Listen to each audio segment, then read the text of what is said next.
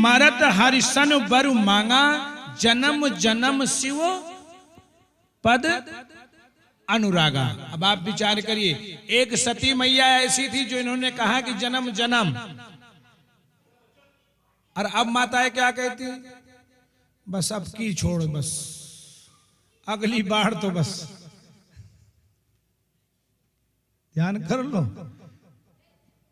ध्यान करना इसी बात को बस, कि अब की तो गलती से हो गए फेरे तुम्हारे साथ,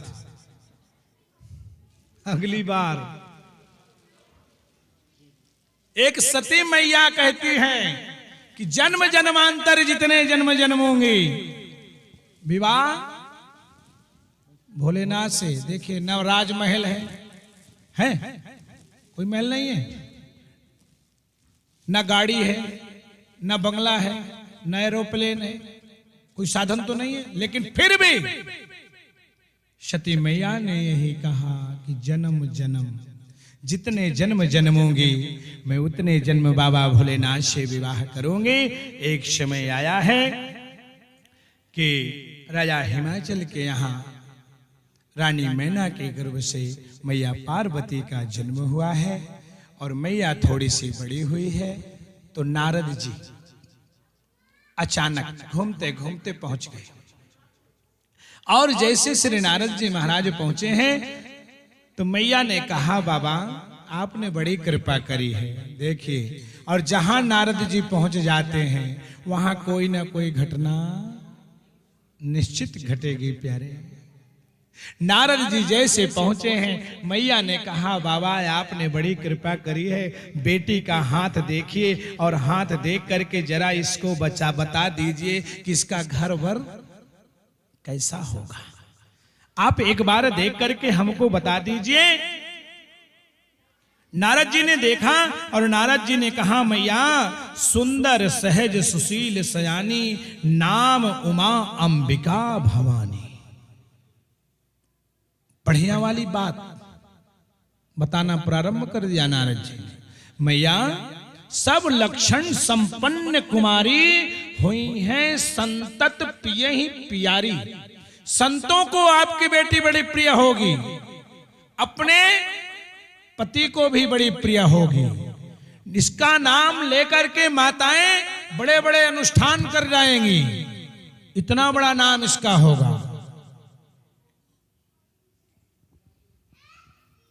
मैया मैना रानी बड़ी प्रसन्न हुई कि मेरी कन्या तो बड़ी भाग्यशाली है। बाबा और बताओ, और इसके भाग्य में क्या है, इसका पति कैसे होगा। और नारद जी विचार करने लगे, क्या बताऊं। नारद जी को बताना है, और नारद जी कहते हैं कि मैया अगुण अमान मात पितहीना, उदासीन सब संशय छीना। इसका पति मैया ऐसा होगा कि जैसे आज के लोग वर ढूंढते हैं कि बुढ़िया कितनी बूढ़ी है, कितने दिन तक चलेगी, तब लौंडिया ब्याह हुआ, इसका बायोडेटा निकलवा के दो। है भी कि नहीं है, बायोडेटा पहले मांग लेंगे। लड़का अकेला है कि दो, यही रखोगे कि बाहर लेके चला जाएगा। यहां रखोगे तो सबकी रोटी बनानी पड़ेगी, और बाहर लेके चला जाएगा तो एक की रोटी बनाएगा। ऐसा कभी विचार मत करना जीवन में। अगर परिवार है तो धन निश्चित आएगा, और परिवार नहीं है ना तो कितने परिवार ऐसे हैं कि धन परमात्मा ने दिया है लेकिन खाने वाला कोई नहीं है। प्यारे, उस धन को क्या करोगे। बाबा भोलेनाथ का सारा लक्षण बताते हैं। उसी समय में तारक असुर नाम एक राक्षस प्रकट हुआ था। ब्रह्मा जी से वरदान लिया था कि बाबा भोलेनाथ से जो संतान होगी उससे मेरी मृत्यु हो और हो ही ना। और बाबा भोलेनाथ ने सती के जाने के बाद प्रतिज्ञा कर ली थी, मैं ब्याह नहीं करूंगा। समाधिस्थ हो गए थे, सारे देवता लोग गए हैं, लेकिन बाबा भोलेनाथ ने कहा मैं विवाह नहीं करूंगा। तब भगवान प्रभु श्री राम को जाना पड़ा था। देवता लोग भगवान की शरण में गए, प्रभु आपकी बात बाबा भोलेनाथ टाल नहीं सकते हैं। और राम जी जाकर के बाबा भोलेनाथ से प्रार्थना किया है, प्रभु अपनी बारात में जाने का मौका तो नहीं मिला, तो कम से कम हम आपकी बारात में चले जाएं। इतनी तो कृपा करी दो, हम भी बारात देख लें, बारात कैसी होती है। एक बार मेरे कहने से विवाह कर लीजिए। बाबा भोलेनाथ ने कहा, प्रभु यदि आप कहते हैं तो मैं विवाह अब की तो कर लूंगा, लेकिन अब की ऐसा स्वरूप धारण करूंगा ना कि आप भी मजबूर हो जाएंगे मुझे कहने के लिए, विवाह के लिए। शंकर स्वयं केसरी नंदन तेज प्रताप महाजगवंदन। भगवान भोलेनाथ ने कहा ऐसा स्वरूप धारण करो। अब प्रभु आप भी नहीं कहेंगे। भगवान ने कहा अब तो बारात देख लेने दो, फिर जब की होगी सब देखेंगे। और भगवान भोलेनाथ ने हामी भरी है और बाबा भोलेनाथ के लिए इधर नारद जी महाराज सब कुछ बता करके नारद जी वहां से चले जाते हैं। माता पार्वती जी सब समझ जाती हैं कि ये बाबा भोलेनाथ के ही लक्षण हैं, इसलिए अपनी मैया मैना को समझाती हैं कि मैया अपने जीवन में कलंक मत ले, जो मेरे भाग्य में लिखा है सो होगा। इसलिए हे माता आप अपने माथे पे कलंक का टीका मत लगा और जो कुछ होना सो हो जाने दे। मैया ने तपस्या करी है, इसलिए कहा है कि विवाह भी चाहे बेटा हो या बेटी हो तपस्या करके ही करना चाहिए। इसलिए बेटियों को कहते ना व्रत रख ले, रखा है?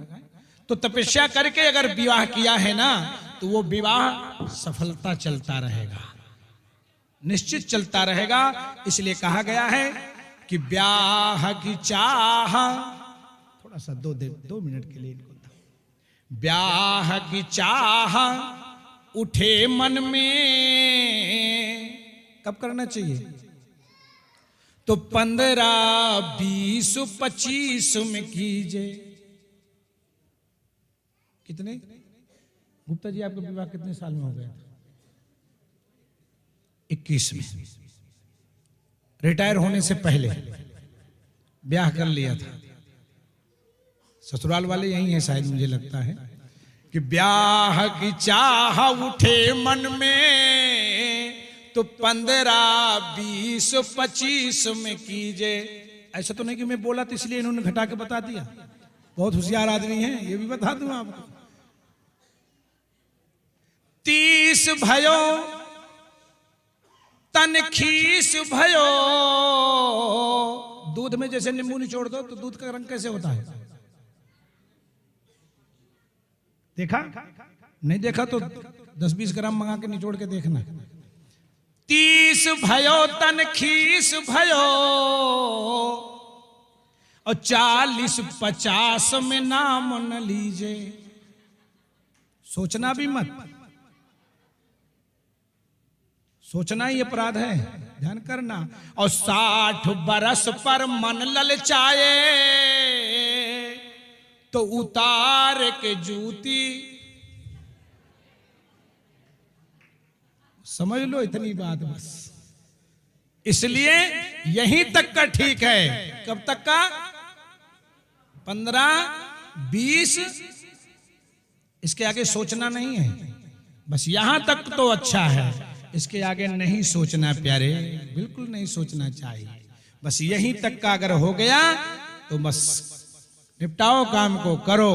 और बाबा भोलेनाथ के लिए सभी लोग, माता पार्वती ने जैसे समझा दिया है, मैया पार्वती ने कहने के बाद मैना रानी मान जाती हैं। और मैना रानी मानने के बाद देवता लोग, ऋषि लोग सब आते हैं, मैया की परीक्षा लेते हैं। मैया ने कह दिया कि मुझे तो विवाह बाबा भोलेनाथ से करना है, बाकी अन्यथा किसी से नहीं करना है।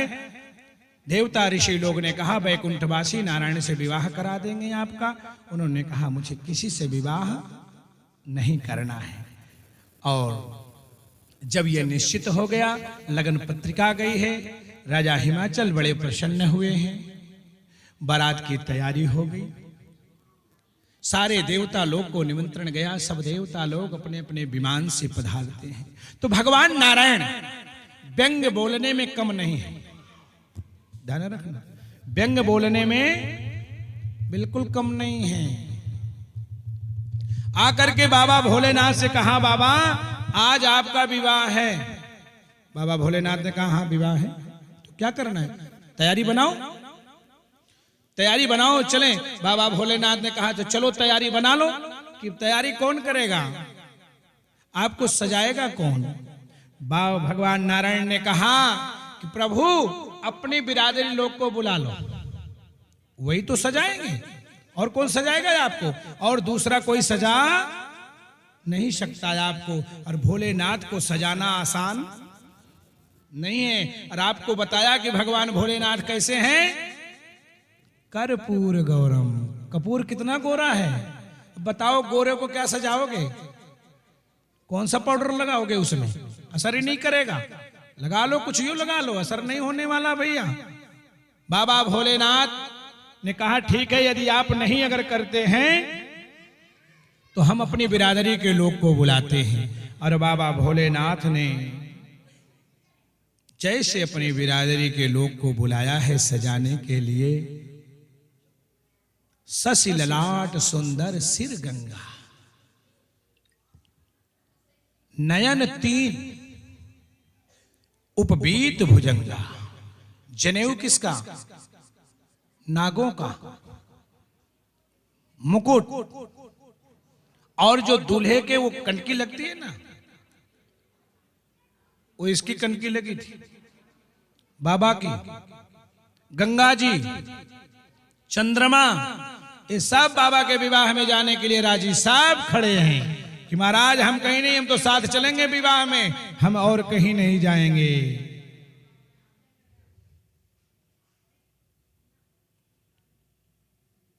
बाबा को तैयार किया गया।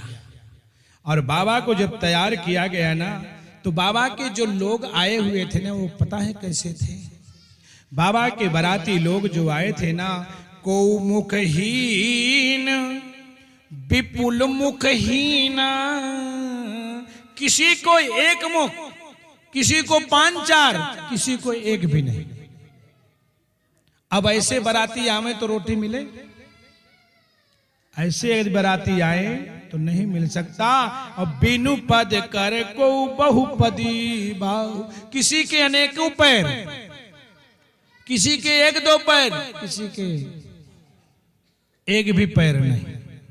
ऐसी स्थिति में बाबा की बारात के लोग सब एकत्रित हुए हैं। और जैसे बाबा की बारात में आए, और मजबूत कितने थे, विपुल नयन को नयन विहीना, और हेष्ट पुष्ट को वत दुख दी, कोई तगड़ा मोटा, कोई पतला दुबला। ऐसे स्थिति में बाबा के आए हैं बाराती लोग। और बाबा भोलेनाथ को दूल्हा बना करके बैठाया गया। और नंदी, देखिए बाबा भोलेनाथ विवाह करने जा रहे हैं तो किस पे जा रहे हैं पता है? धर्म पर। और दूल्हा किस पे जाता है? किस पे जाता है? काम पर बैठ करके जाता है। किस पे? काम पर बैठ कर जाता है विवाह करने।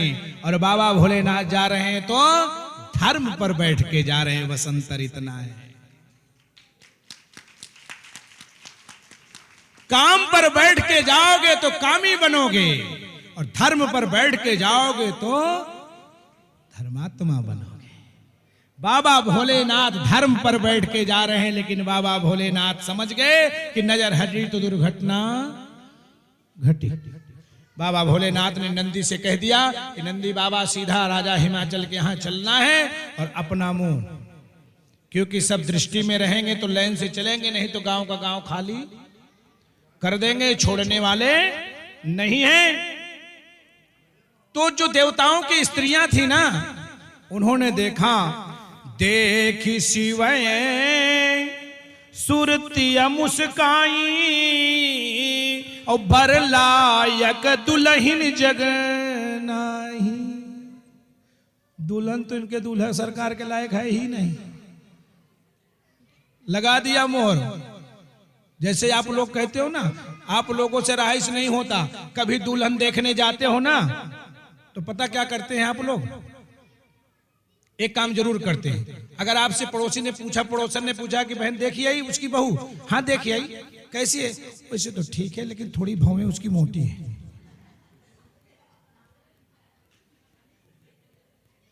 बताओ, वैसे तो ठीक है थोड़ी, हमें कुछ लग रहा था जैसे वो इधर देख रही हो। अरे कहीं तो देखेगी वो, ऐसा थोड़ी है को देखने की नहीं। ये सबसे बड़ी है कमी।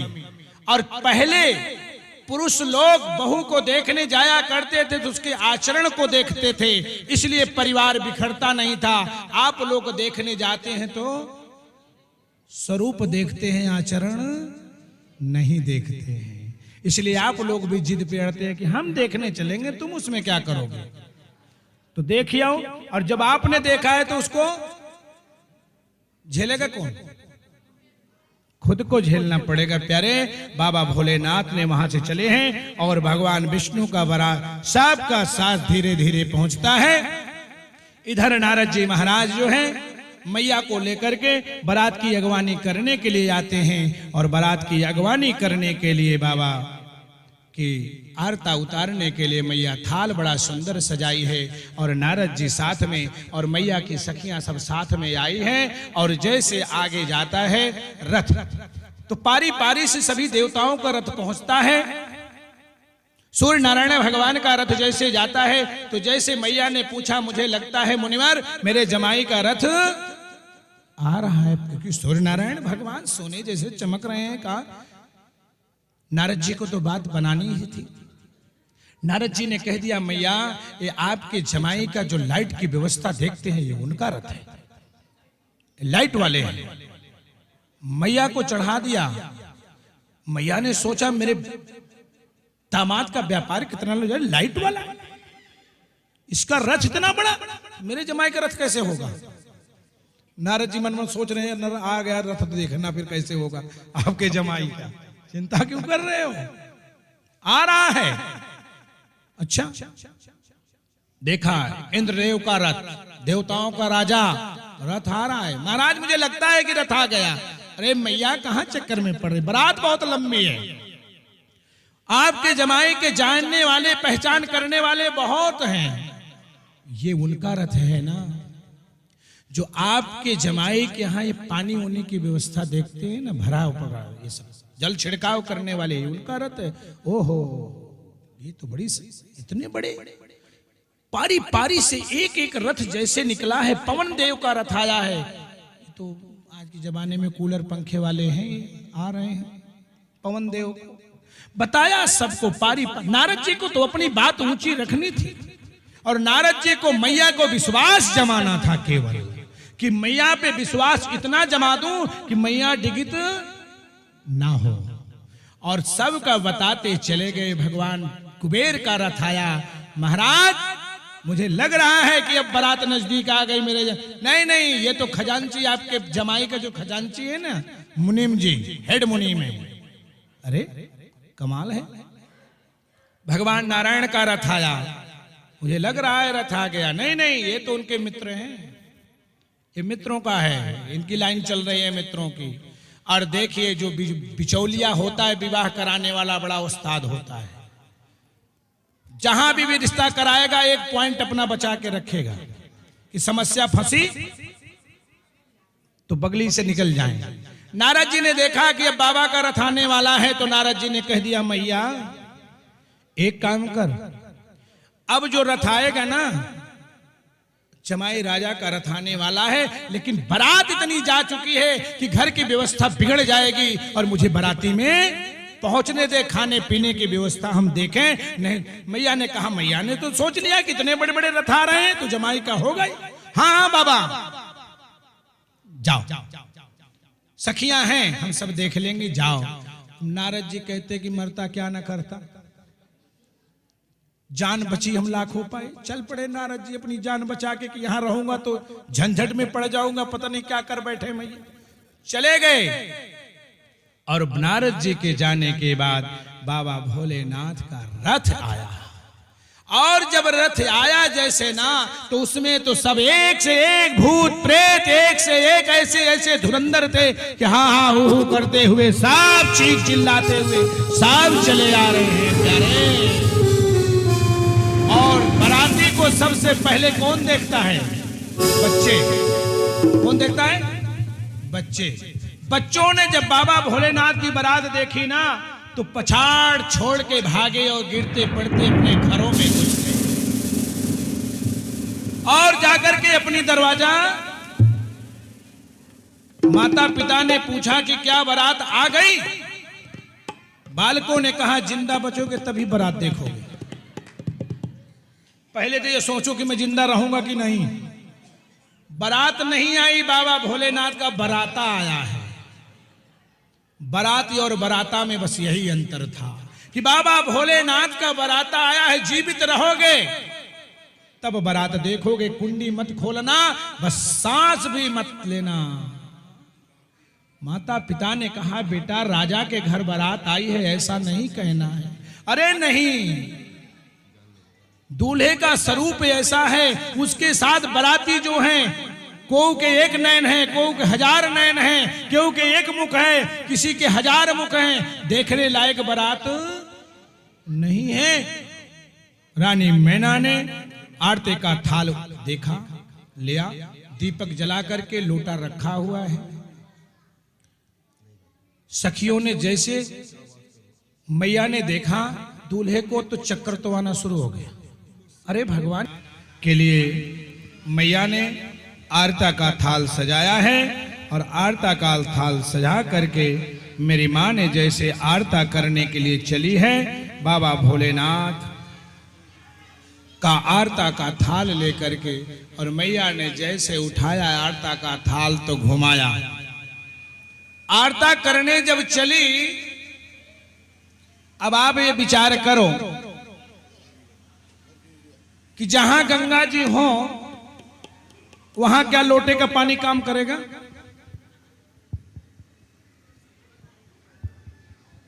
जहां चंद्रमा चमचमा रहा हो,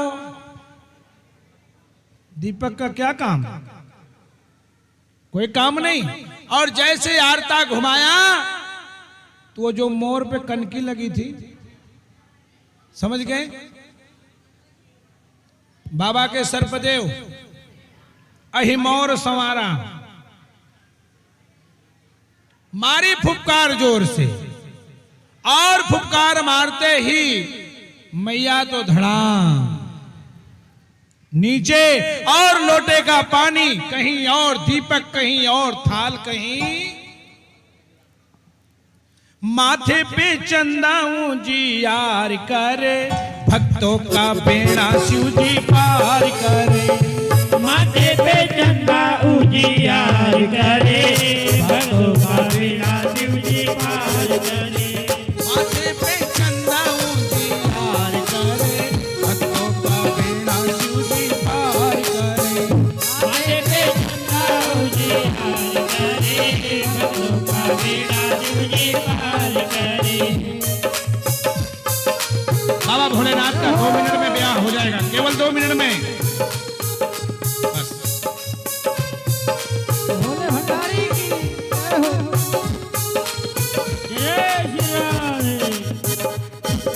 लाटों में गंगा जी बिहार करे, भक्तों का बेड़ा शिव जी पार करे। लाटों में गंगा जी बिहार करे, भक्तों का बेड़ा शिव जी पार करे। लाटों में गंगा जी बिहार करे, भक्तों का बेड़ा शिव जी पार करे। लाटों में गंगा जी बिहार करे, भक्तों का बेड़ा शिव जी पार करे।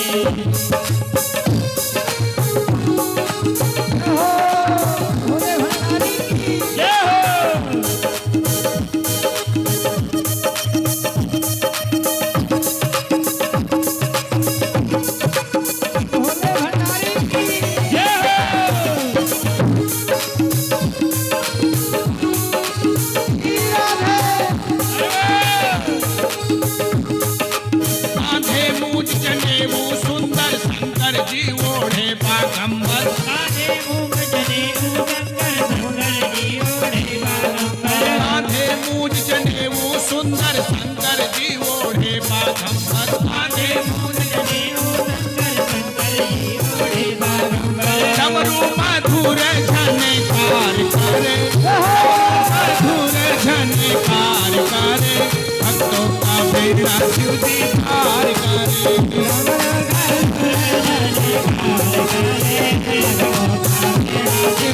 हर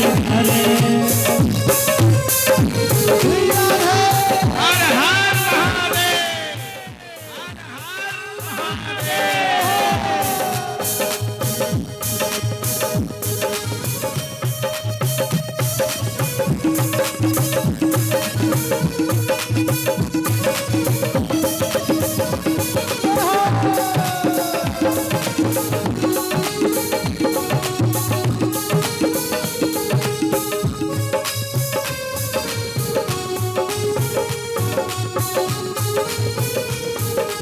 उमा कहे जो बम बम भोला, निर्मल मन हो जो बम भोला। उमा कहे जो बम बम भोला, निर्मल हो जो बम भोला। उमा कहे जो बम बम भोला, निर्मल मन हो जो बम भोला। उमा कहे जो बम बम भोला, निर्मल हो जो बम भोला। सत्संग में जो भी एक बार कहे, सत्संग में जो भी एक बार कहे, भक्तों का बेड़ा शिव जी पार करे। माथे पे चंदा उजे हार करे, भक्तों का बेड़ा शिव जी पार करे।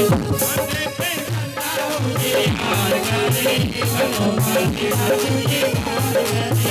माथे पे चंदा उजे हार करे, भक्तों का बेड़ा शिव जी पार करे। माथे पे चंदा